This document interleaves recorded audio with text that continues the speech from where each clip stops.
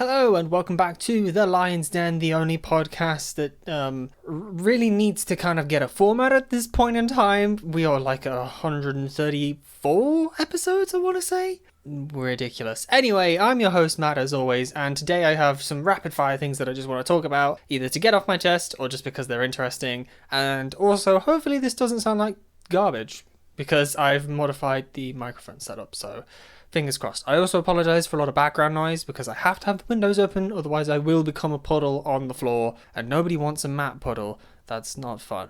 Anyway, so the first thing is, last week was so frustrating because I turned my computer on, I was sat up ready to do my editing for the podcast last week, and Microsoft, in their infinite wisdom, decided to pop up and say, hey, we have a new video editing software called Clipchamp. Do you want to try it out? And then there was also a little note that said, we're removing the video editor from the Photos app.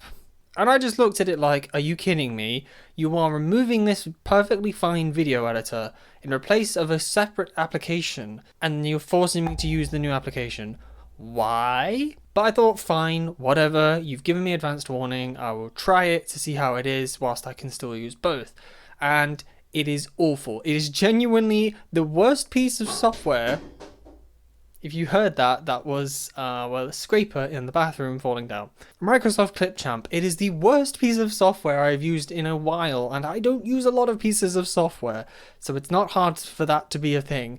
First off, right, it's not simple. The inbuilt video editor to Microsoft Photos, the Photos app on your computer, is simple as you can insert images, you can insert videos, you can add custom audio, you can adjust the length of each clip by just clicking on them. It's great. That's all I want, right, for this podcast, is I just want to be able to smack an image and an audio file together. The Clipchamp, no, you can import the image, but then you've got to click and drag it out. There's nowhere to just type in how long you want the video file. You then got to import your audio file and put that in, both of which take time. It takes time for the computer to load in these files, which makes no sense. It's local. And then it takes forever to render. Forever. It took like a solid 10 minutes to render, where in the Photos app it would take maybe 30 seconds to a minute. I don't understand that. And then the other problem is on the rendering page, there was no immediate option to just save the file to the desktop. It wanted to save the file to the internet, like immediately upload it to YouTube or something. I'm like, no. And then when it did finish rendering, it first just automatically downloads it to your downloads folder. Fine, cool, I have a file. But then it broke on me. It wanted me to give feedback as to what the service was like, and none of the buttons worked, and I couldn't exit it, so I couldn't then click around to do anything else in the program. So I just said, screw this, closed it, and left. You want to know what the biggest kicker is about this piece of software? It requires an internet connection. Why? Why does a video editing software require an internet connection? Very annoyed. So I promptly then said, screw you, Microsoft, and went running to DaVinci Resolve, because I was aware that supposedly DaVinci Resolve is free and it's just the super high-end version that you have to pay for. And to their credit, all you have to do is give them a name, an email address, a bit of contact information, and that's it. You don't need an account, you don't need to sign up for anything. Once you've just given them a little bit of data, because I imagine they then sell that data, boom, here's your file, download the program, off you go. And that's incredible, honestly. That kind of exchange, worth it, 100% worth it. So I spent I spent like the next 30-40 minutes setting up DaVinci Resolve and getting that sorted, and it is so overcomplicated for what I want to do, but it does what I want to do, and it does it perfectly fine. It allows me to specify the length of time that I want the video to be. It allows me to render in whatever format I want. It saves the file. It doesn't want me to upload it. It just saves the file. Can't complain. It's great. So, yeah. Solved. Just annoyed that Microsoft decided to remove the thing I used constantly. Anyway, I went on about that way too long, I'm very sorry. Let's talk about some fun things. So, one of the fun things is I've been reteaching myself how to sketch in terms of art, right? I had a slight breakdown the other week because I just wanted to draw something. I just wanted to load up my computer, sit down and sketch something, and it looked horrendous. Absolutely horrendous. Not at all my usual style, not at all my usual quality of work. It was just really, really bad. And I got really upset, I just deleted the whole thing and then I left and went away for it. And then I went talking to my friends and I was like, here's the thing I made, it's awful, help. And they were like, okay, no problem. What you've made, it's fine, there's nothing inherently wrong. Obviously you don't like it. But I said to them, well, my key issue is I just don't know how to sketch. The biggest struggle for me is when you've got a blank page and you've got an idea in your mind, how do you even start? What's the first thing you do? What do you draw? Do you draw circles, squares, lines? What? Right? I never learned any of that, and I never learned how to build up from absolutely nothing to something to work off of. Because for me, once I've got a base to work on, I'm fine. I can go.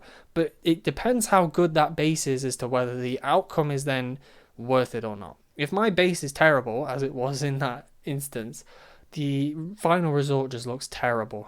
And I was really struggling, but I was like, can you just show me what you do?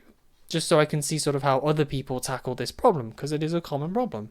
And after a little bit of time and watching what they do and then trying it myself, I finally built up a sketching ability, which is hilarious considering I've been drawing for 10 years at this point. I've been drawing as a hobby for a decade, if not a little bit longer.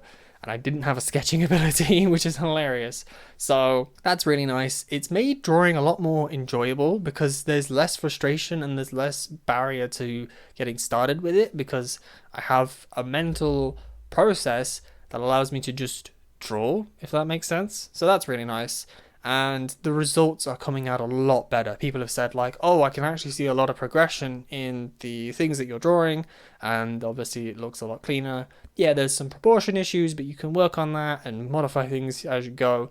So very nice. One of the biggest things I didn't do was draw a head on a body, if that makes sense. For the longest time, I would draw a head separately and a body separately, and then combine them either digitally or like just with taking photos and then combining them digitally. Nope, I can do it all in one go now. I can draw the head and then attach a body to it, which is great. That's a huge time save, and also it allows the image to look better because it means I can actually proportion the rest of the body to the head depending on the style I want.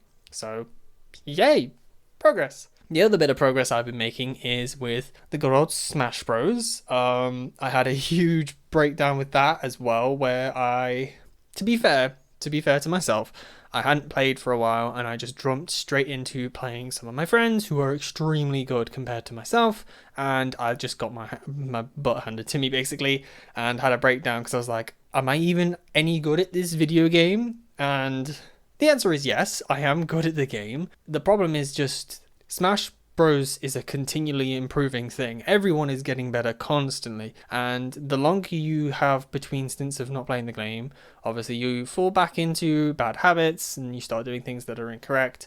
And yeah, basically I just hit a rough patch because I hadn't been playing for a while and they had obviously been continually playing, and also I hadn't been doing good stuff to help my improve. Most of my practice is just smashing my head against the wall trying stuff to see until it works. I had a conversation for like half an hour with one of my friends about what sort of they do and what the good ideas are for learning the game, and the biggest thing that came out of it was, yeah, you've got to practice, but also you've got to just look at what other people do. How are they getting into certain situations? How are they reacting to it? How are they progressing through a match? What are they doing that allows them to get into better states, and how are they getting out of bad states?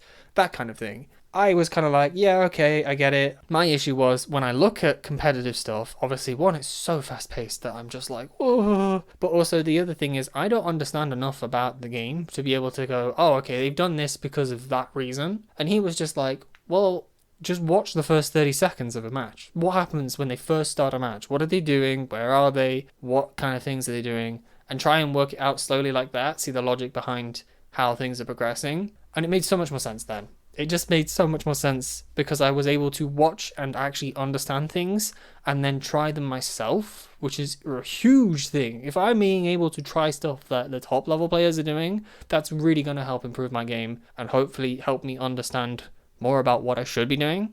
So, I mean, hell, I did a couple of days of watching stuff and practicing things and then was playing with them again. And the improvement between those two time periods was immense. Like, I was getting much closer games, I was pulling off better stuff, I won games. To me, that's insane, winning games.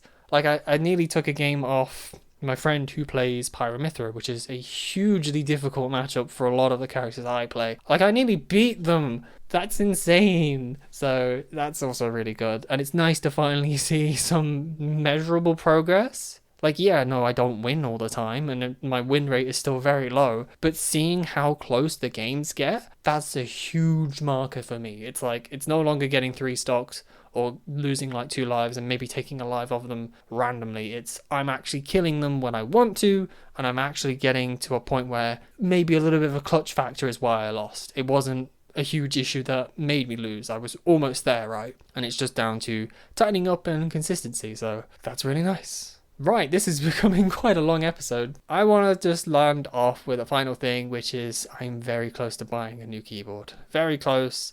I'm just hesitant to pull the trigger because it's a lot of money, but it's exciting at the same time. So fingers crossed, we'll see how that goes. Anyway, stay safe. See you all next week. Bye.